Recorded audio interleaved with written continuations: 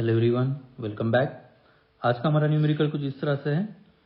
To particles projected from the same point with the same speed u at an angle of projection alpha and beta strike the horizontal ground at the same point.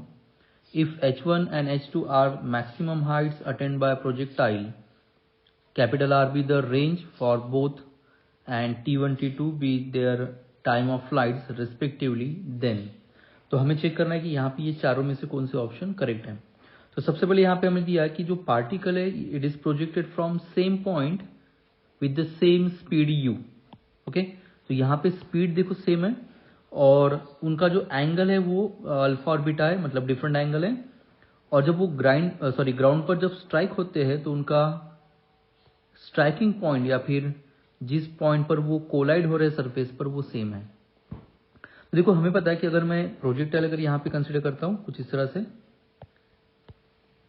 ये हम लोग x और Y axis ले रहे हैं और पहला projectile में समझो एक particular angle let's say it is alpha, इस एंगल से फेंकता हूँ, और दूसरा अगर प्रोजेक्टाइल एक दूसरे एंगल से अगर फेंकता हूँ और दोनों प्रोजेक्टाइल अगर सेम पॉइंट पर अगर स्ट्राइक होते हैं तो इनके बीच का जो एंगल होता है वो कॉम्प्लीमेंट्री एंगल होता है, राइट।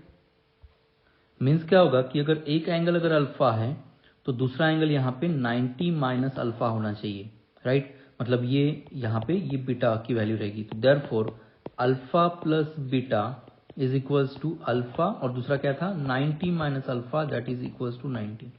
कॉम्प्लीमेंट्री एंगल का ही मीनिंग होता है कि sum of the two angle will be equals to 90 degree. मतलब यहाँ पे 90 डिग्री का मीनिंग क्या होगा पाई बाय 2। तो alpha plus beta will be pi by 2, मतलब यहाँ पे पहला ऑप्शन जो है वो करेक्ट आ जाता है। ओके, नाउ सेकंड ऑप्शन हम लोग चेक कर सकते हैं। सेकंड हम लोग देखेंगे सी ऑप्शन पहले देखते हैं, वो जल्दी हम लोग फाइंड कर सकते हैं। तो हमें टाइम ऑफ फ्लाइट का फॉर्मूला पता है, चलो मैं यहाँ पे लिखता हूं। Time of flight t is equals to होता है 2u sine theta upon g। ये जनरल फॉर्म है टाइम ऑफ फ्लाइट का।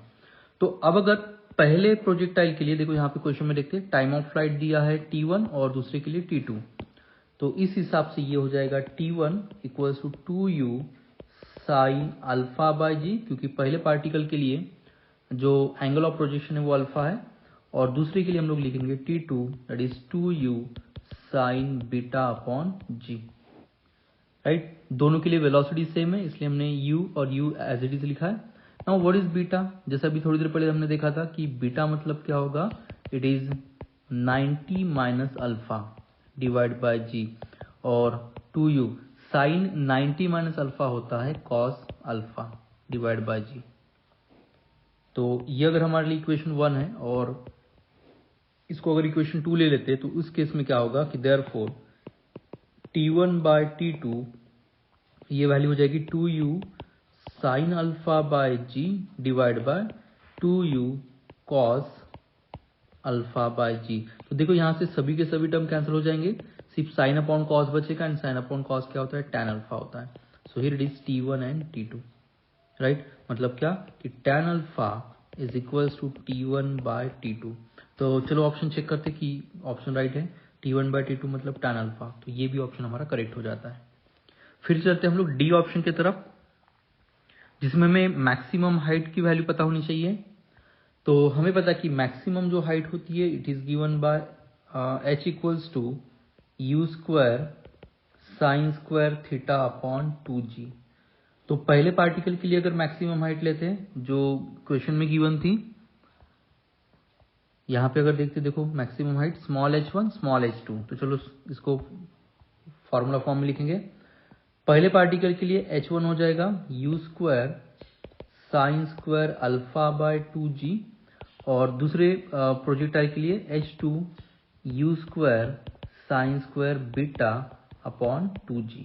तो फिर से हम लोग बीटा को रिप्लेस कर देते हैं, यू स्क्वायर देखो साइन बीटा, बीटा मतलब है 90 माइनस अल्फा, और मैं थोड़ी देर के लिए यहाँ पे होल स्क्वायर कर देता हूँ upon 2g u square. Now फिर से साइन 90 माइनस अल्फा मतलब क्या होगा, तो कॉस अल्फा इसका स्क्वायर डिवाइड बाय 2g।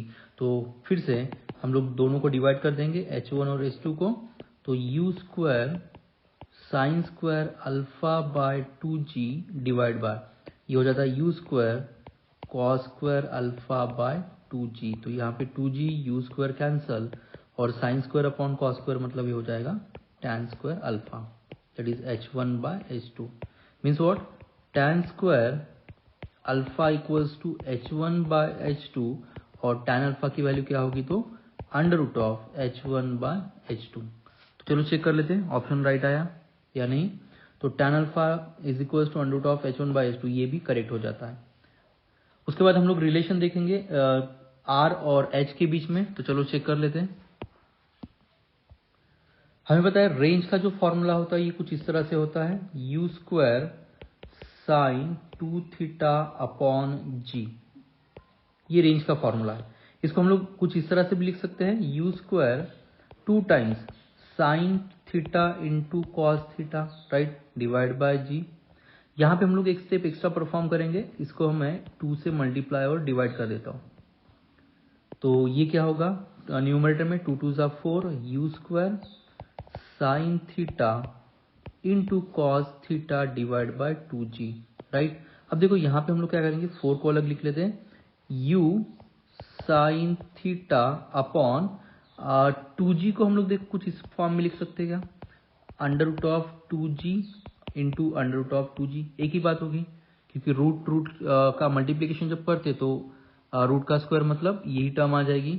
मतलब मैं लिखूंगा under root of 2g into u cos theta divide by under root of 2g। हमने क्या किया, यू स्क्वायर था तो यू स्क्वायर का मतलब u इंटू यू, तो मैंने एक u साइन के साथ लिखा और एक कॉस के साथ लिखा। तो अब ये टर्म्स हमें यहाँ पे मिल गए। इनको थोड़ा सा हमें कंपेयर करना पड़ेगा प्रीवियस वैल्यूज के साथ।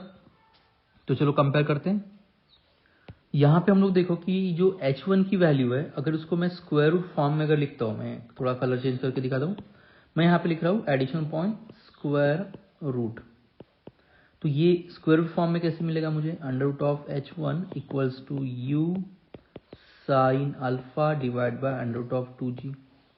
और सिमिलरली मैं यहाँ पे भी कर सकता हूँ कि under root of h2 is equals to u cos alpha by under root of 2g, right. तो इसका मतलब क्या हो गया कि u साइन अल्फा जो है वो u sine alpha by under root 2g ये h1 की वैल्यू है, और u कॉस जो है divide by 2g under root 2g वो अंडर रूट ऑफ h2 की वैल्यू है। तो यहाँ पे साइन के केस में ये हो जाएगा अंडर रूट ऑफ h1 और ये हो जाएगा अंडर रूट ऑफ h2।